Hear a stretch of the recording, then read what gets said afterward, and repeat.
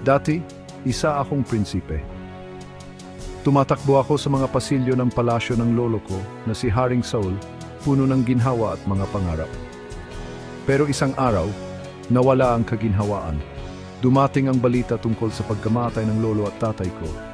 Agad akong hinawakan ng yaya ko para tumakas. Dahil sa pagkahulog na iyon, napilayan ako at sa isang iglap, hindi na ako prinsipe. Isa na lang akong batang nakalimutan. Lumipas ang mga taon. Lumaki ako sa pagtatago, nakalimutan na ako at ang pangalan ko ay isang nalamang bulong. Hanggang sa araw na ipinatawag ako ng hari.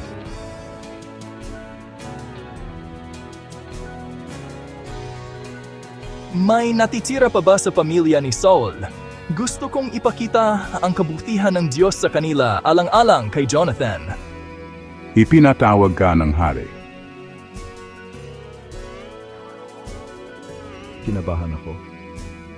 Ano kaya ang gagawin ng hari sa isang pilay na inapo ng kanyang kaaway?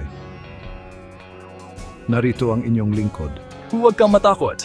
Tiyak na ipapakita ko sa iyo ang kabutihan alang-alang sa iyong amang si Jonathan.